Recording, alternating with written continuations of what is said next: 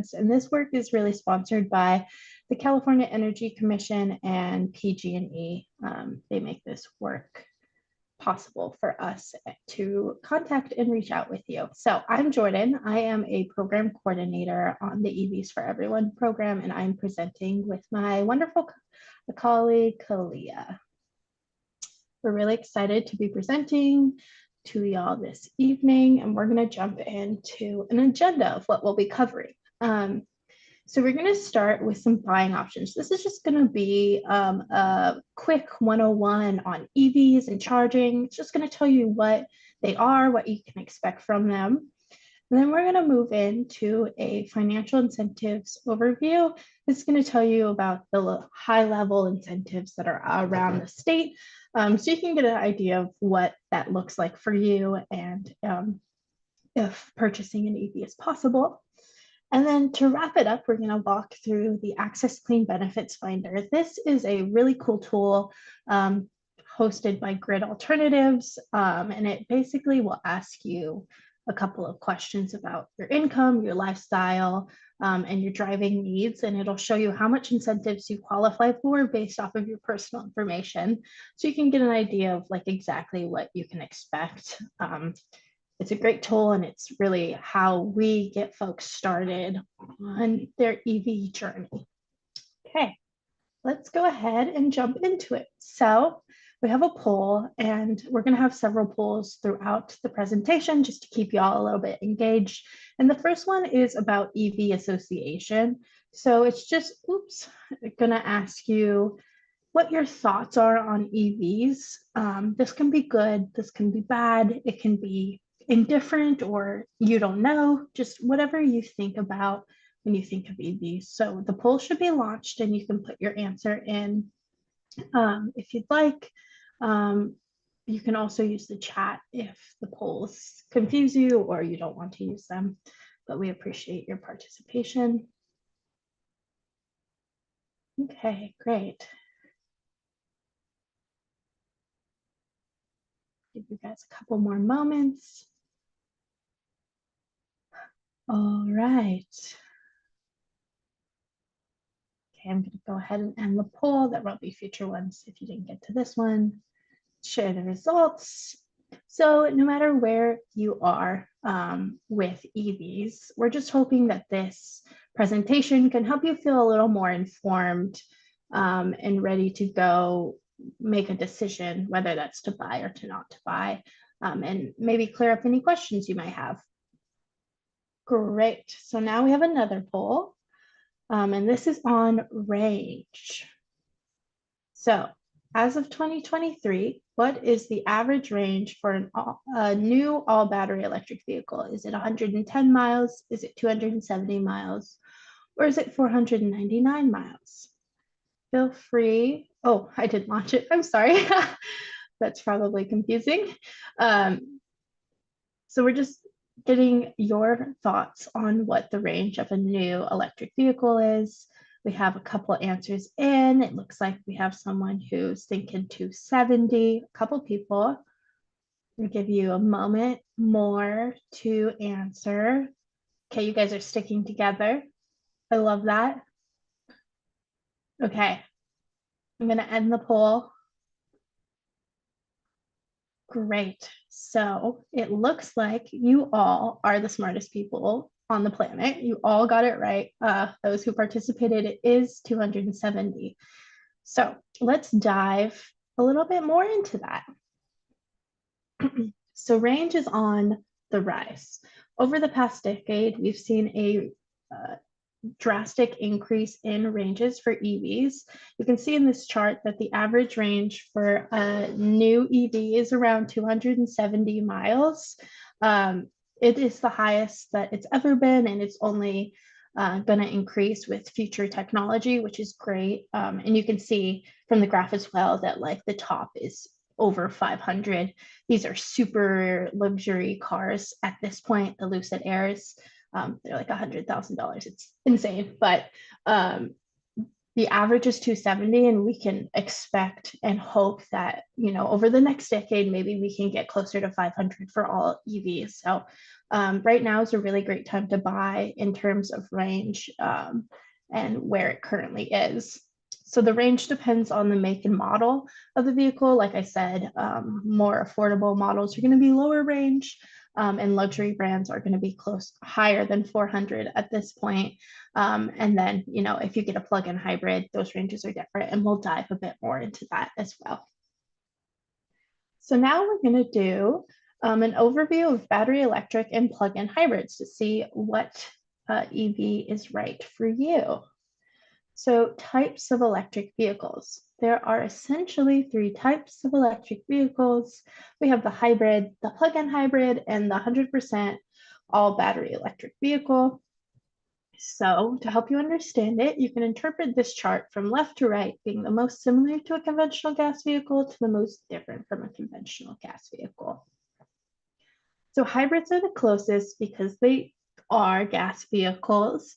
They have an extremely efficient engine that is supported by an electric motor that charges through braking.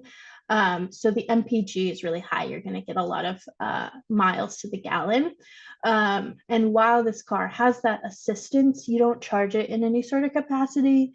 You're still going to be going to the gas station. You're just going to be doing it far less frequently than you would with a traditional gas vehicle. So moving on to the middle, this is a plug-in hybrid, and it combines both gas and battery technology. So you're going to have a regular gas tank, and then you're going to have a smaller electric motor or battery that is going to allow you to drive, 50-ish miles in all electric mode. So you're going to be charging your vehicle, but you're also going to be stopping at a gas station when you don't have time to charge, or you run out of charge while you're driving. The final type of electric vehicle is the all battery electric vehicle. This car runs purely on electricity. You're not going to be stopping at the gas station any longer. You're going to be charging at your home, or you're going to be charging at a charging station at your apartment complex, or one in your community at like a grocery outlet or a local area. All right, so these are the breakdowns of electric vehicles. So now we're going to do a deep dive into the plug-in hybrid and the all battery. And we do this primarily because hybrids technically don't count as electric vehicles, but also plug-in hybrids and all batteries are where a bulk of the incentives are. And we really want to maximize that for you guys so that you can get the most money back on a purchase of an electric vehicle. So let's go ahead and dive in. We're going to start with the all battery electric vehicle. Like we said, this is all electricity. And they roughly go anywhere from 100 to 300 currently on average. And that's based off of more economical model. So you should consider buying an all battery if you have access to charging at home, because gas is no longer an option. You're going to need reliable charging available. It's not 100% ideal, but since you guys are getting chargers installed on your property, that's a win for you. You know that you'll have reliable charging, and an all battery is probably in the cards for you. So the next consideration is if your daily commute distance is within the battery range. So when you're considering which EV model you prefer, you need to take into account how much and where you're driving on a daily basis. So just as an example, you can say that I'm someone who has to commute to Oakland for work. I live in Santa Cruz, California. So that is roughly 150 miles round trip. If I purchase a Chevy Bolt, the Bolt has over 250 miles of electric range on it. I could drive to Oakland and back home again, and I wouldn't have to worry about stopping on my way to charge. I could just drive there and not have to worry about it at all. So it's really important to look at your commute to see how much you're actually driving on a day-to-day basis to see which EV model would best fit your commute and driving habits. All right, so now we're going to look at some models. There's the Nissan Leaf, which has about 150 miles. The Chevy Bolt has over 250. Hyundai Kona has about 230, I believe. Kia Niro has about 250. And the Volkswagen ID4 has about 270, I believe. And these all depend on your driving habits, the temperature, and other factors. Okay, so now we're going to dive into plug-in hybrids. So as I said earlier, this is going to combine gas and battery technology. So the average range is anywhere from 15 to 50, give or take. And this is in all electric mode. So you're going to get that out of your battery, but you will have a gas tank that's going to take you 400 to 600 miles extra. So you're not just getting 15 to 50 miles on the car. If you want to get a plug-in hybrid, there's some considerations there. If your daily commute or frequent road trips would exceed the battery range, again, if you need a vehicle that works for your commute, plug-in hybrids have smaller battery ranges, but the gas tank could support a longer commute, or if you're someone that really likes to road trip, a plug-in hybrid could work for you. So just another example.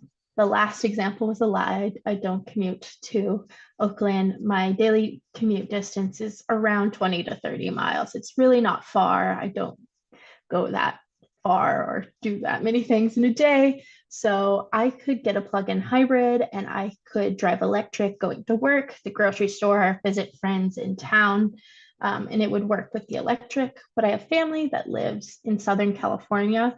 So if I wanted to visit them, the plug-in hybrid's gas tank could allow me to drive that entire way without having to stop and charge every hour or so. So a plug-in hybrid would really fit my needs there, and I could drive electric in my community and help the air quality and save some money on fuel. And then when I need it or I want to be adventurous and go on a road trip, I can use the gas tank. So it's really versatile and can help you if you have higher commute demands. The next consideration is if you're just not fully ready to go all electric, or if you have one car in your household and your driving demands just won't work with a fully electric. Again, the plug-in hybrid's really versatile. So it allows you to have some electric and then still have the gas tank as like basically a comfort blanket. Some people just aren't ready to transition, and these cars are really good halfway points between fully electric and a gas car. All right, so just some models for plug-in hybrids. There's a Mini Cooper E, a BMW i3, the Chrysler Pacifica hybrid, which is one of the only minivan electric vehicles on the market, the Chevy Volt, and the Toyota Prius Prime, which is the electric version of the traditional Prius. That is pretty well loved. So now we just gave you a quick overview of those vehicles and some stock photos, but we have this really great video that Clea made of popular EVs, and you get a view inside of them, so you can really get a feel for what they look like. So enjoy this video. Hi, I'm Sebastian with EVs for Everyone at Ecology Action. Let's take a closer look at the most popular and affordable used and new electric vehicles on the market. This is the 2018 Tesla Model 3. It is a fully electric sedan with 5 seats. It has a range of about 272 miles, and newer models are available with up to 333 miles of range. This is a great daily commuter car with the comfort of a luxury car feel. This is the fully electric 2023 Chevy Bolt EV. It is a hatchback style with 5 seats. It has tremendous cargo space when the back seats are down, and a range of about 259 miles. The Chevy Bolt EV is a great all-around car, whether driving around the city, commuting, or road trips. Those looking for a little extra passenger room and cargo space can opt for the Chevy Bolt EUV. It provides that extra space as a compact crossover SUV while still averaging around 247 miles of range.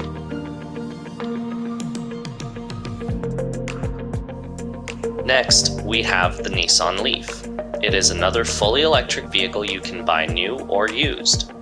This is the 2014 model with about 84 miles of range and is a great option for those in the market for a used vehicle. It's a hatchback with 5 seats, and newer models come with a range of up to 212 miles. It also has great cargo space when the seats are down. The Leaf is a great car for getting around town for your daily needs or shorter commute. This is the BMW i3 and is a great affordable option as a used plug-in hybrid electric vehicle with many on the market. This one is the 2015 model. It's a hatchback with 4 seats. This model has an all-electric range of 81 miles with the optional gas range extender, which adds an additional 70 miles of range. The BMW i3 is a great option for city commutes and day trips with a luxury car feel.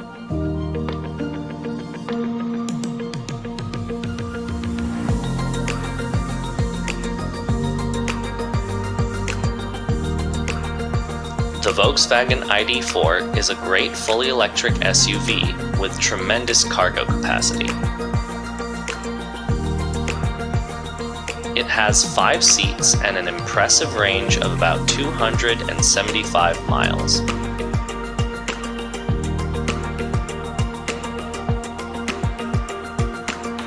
This is a great family car for daily driving and family road trips. We've reviewed the most popular and affordable electric vehicles. To learn more about the incentives you qualify for, sign up for purchase guidance at evsforeveryone.org. All right. I hope you guys enjoyed that and that you saw there's really a wide variety of models and styles available. So when you're beginning to look for vehicles to see what would work for you, you can really get a feel for what the range needs to be, the style needs to be, and if you're interested in a program, quick little plug, go to evsforeveryone.org and check it out.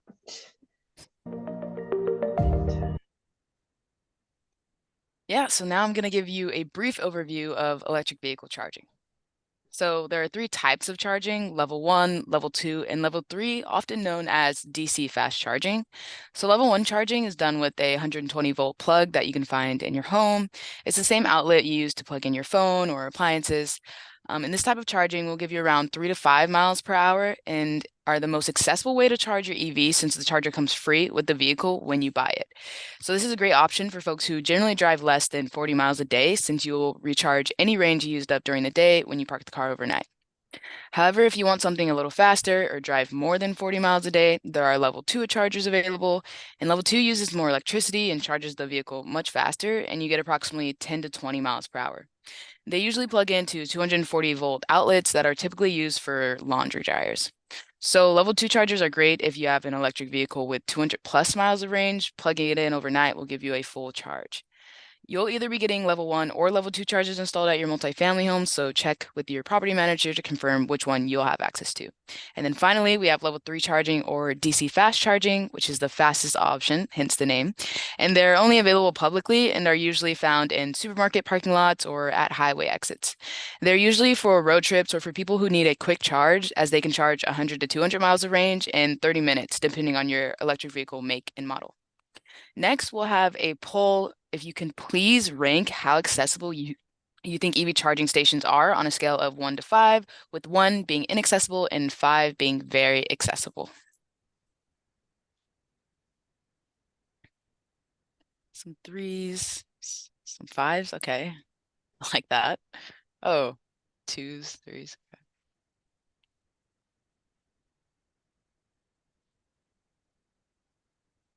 All right, we're torn. It's like a 5, 3, a little bit of 2s. All right. Well, you'll be happy to know that electric vehicle charging may be more accessible than you think. So I know that some put fives, I know some put threes and twos. So charging may happen at home, at work, or out and about at a public charger, and there are many resources available to help you find a charging point in your location or along your route. One such resource is PlugShare, and PlugShare is this interactive map that shows you available charging stations. It can show you user reviews and tell you if stations are occupied or not, and it even offers features to plan road trips. And also with the new infrastructure bill that just passed, there will be fast chargers available every 50 miles across the country, making cross-country road trips with EVs even more doable. So to show you around PlugShare briefly, as you can see on the website, you can enter your address or the city in which you're looking for charging, and PlugShare will show you the nearest charging stations. The green stations are going to be level 2, and the orange stations are going to be level 3. So you can decide which station you need. Next, we're going to get into some incentives. So here's an overview of all the incentives across the PG&E territories. So the first 2 incentives are used at the time of purchase with the federal tax credit available to all buyers at registered dealerships. What you qualify for varies and is determined by your location, income, and we'll get into more on how you can figure out what you qualify for at the end.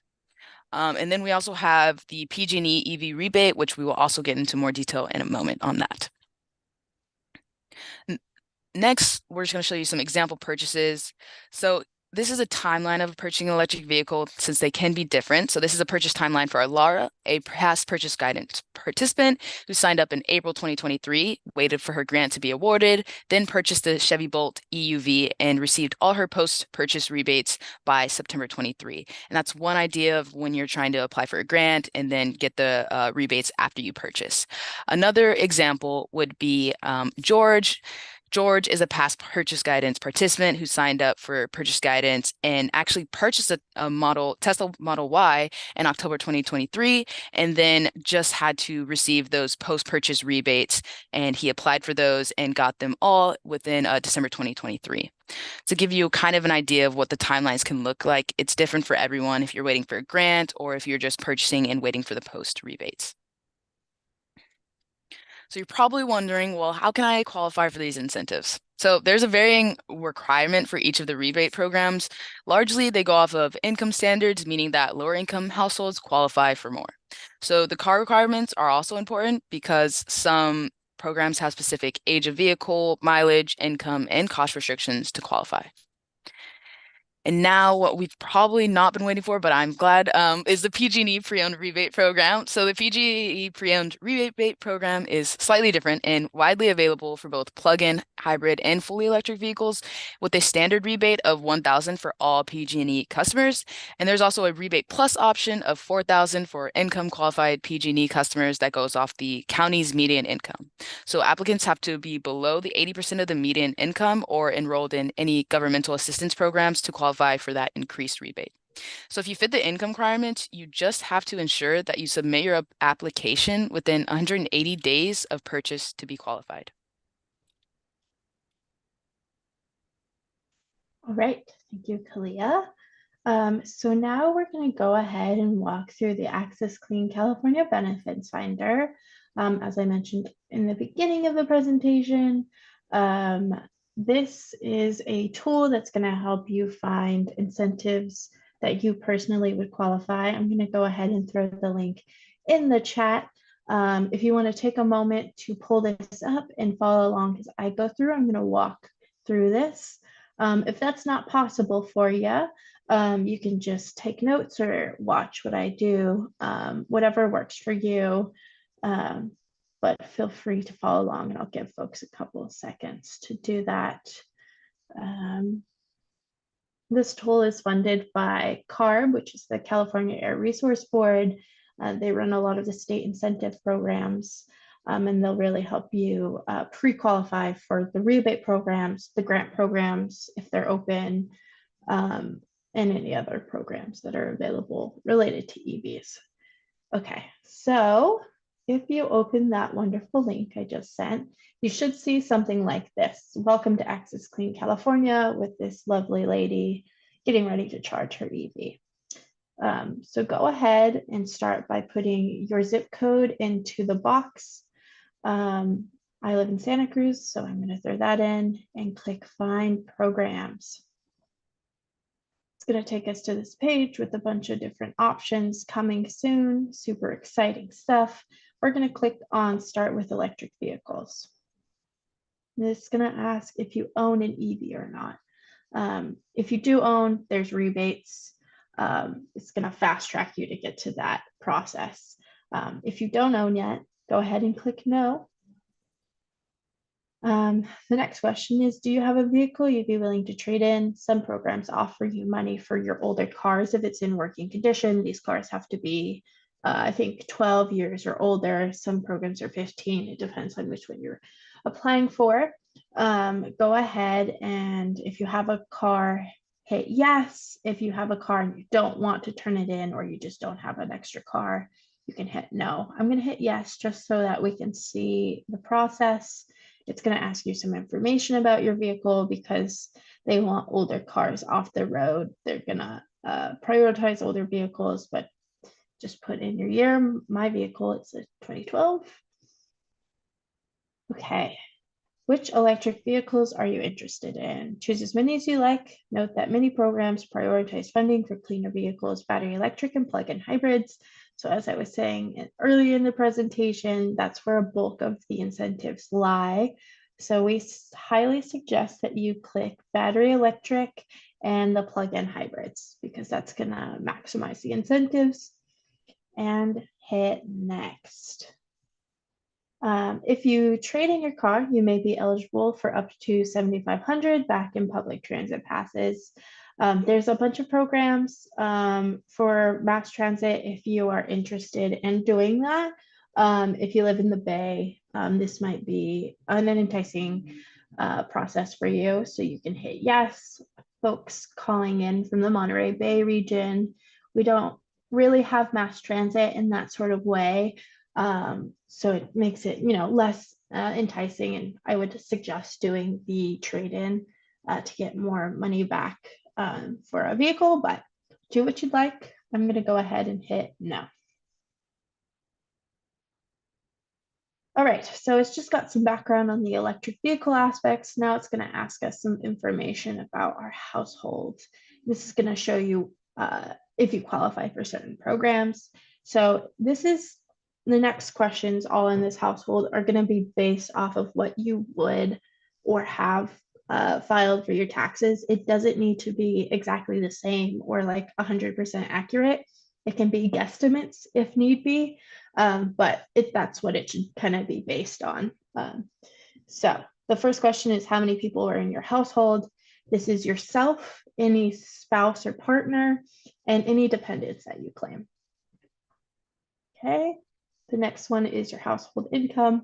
So again, this should be close to what you filed in your taxes, so it can get an accurate read if you'd be qualified, but it does not have to be accurate, and you can do an estimate and no one will come find you for it being wrong. So just throw a number in there. This is going to ask if you rent or own your home. So if you own, you can hit yes. If you rent, hit no. And then it's going to ask about the type of home you live in. Is it a single unit, freestanding house, or is it multi-unit homes, duplex, apartment, condos? With this group, it should be multi-unit homes since we're all in apartments with EV charging getting installed. All right.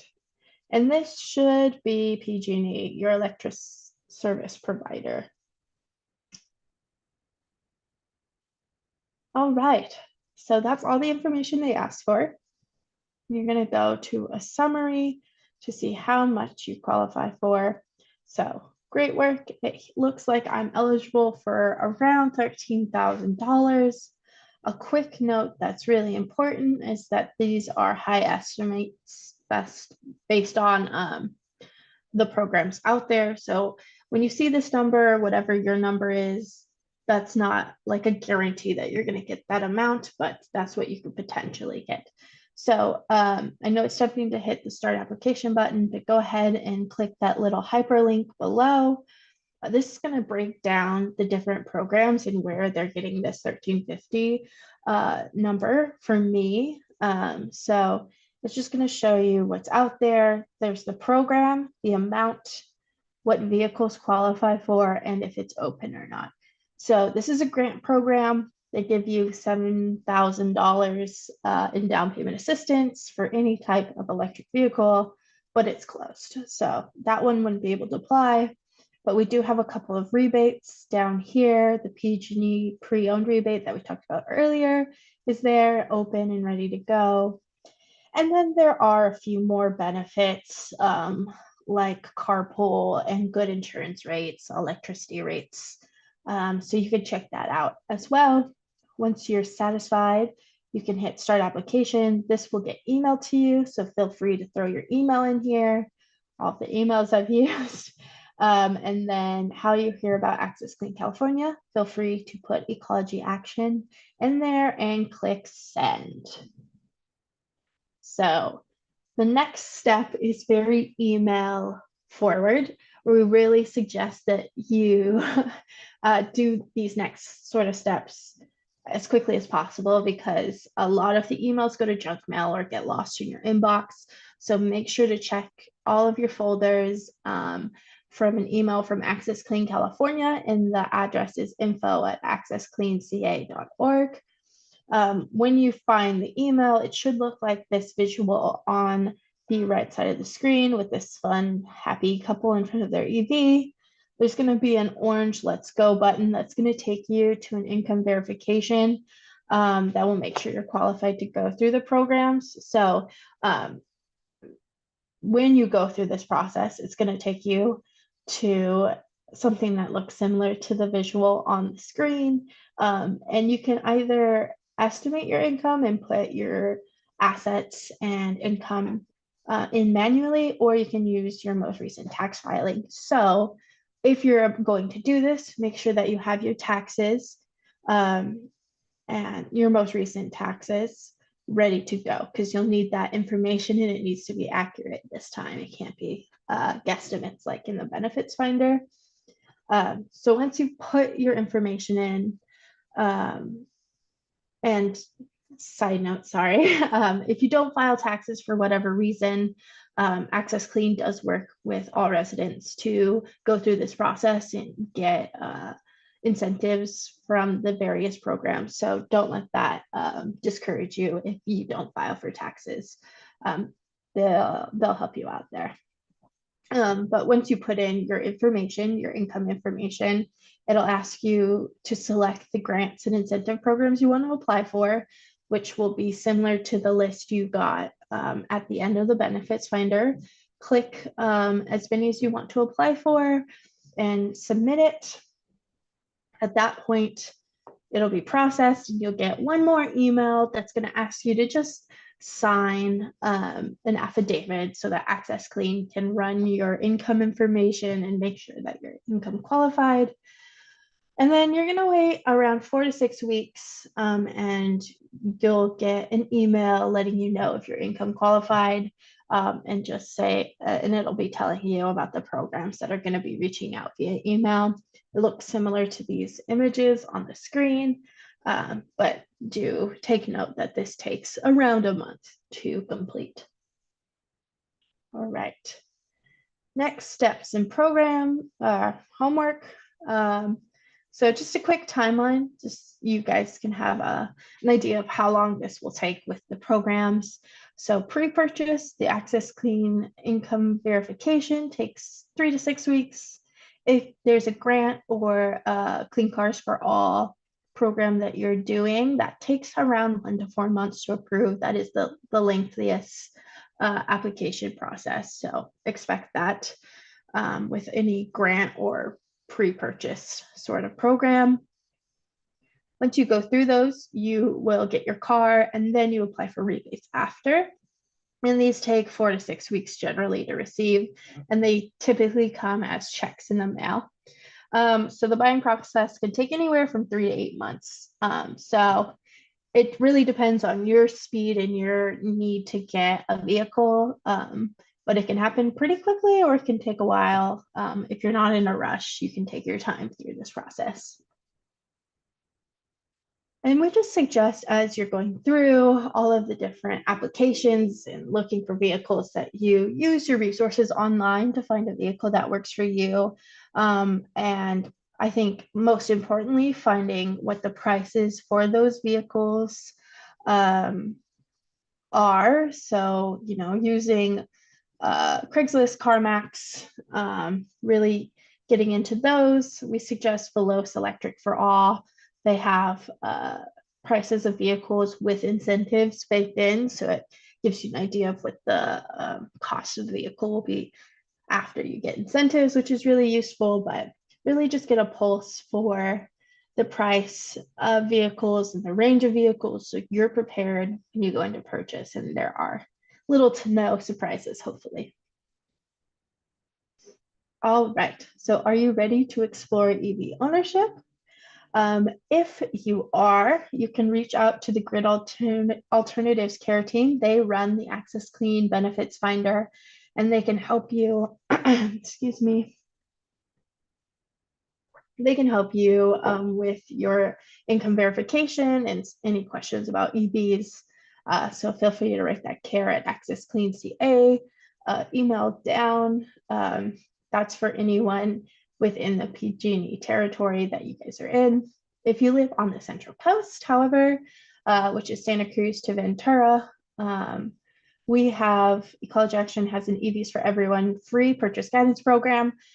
You sign up and you get paired with an advisor who will work one-on-one with you to help you with any questions you may have, help you search for cars, get income qualified, apply, the whole thing from purchase to rebates. And it's free. If you want to go ahead and sign up, go to evsforeveryone.org/purchase guidance, and he can help you immediately. Me and Kalia are advisors, and we'd love to help you out. All right, so now we have time for some questions. So you can go ahead and throw them in the chat. I think there is a Q&A feature on webinars if anyone wants to use that. Go ahead. It looks like there's one question from Michael. What if I applied a while ago and my income was verified? Okay, Michael, if you applied and your income was verified, you should have emails from programs that you applied to. If you didn't do any pre-purchase programs, grants, Clean Cars for All, you would basically buy a car and then use the links you received to run through the rebate applications. And we'll share our emails at the end. And if you have more questions on that, you can reach out to us via email and we can help you with like your specific situation. Any more questions from the group? Feel free to ask anything. We're here to help support you.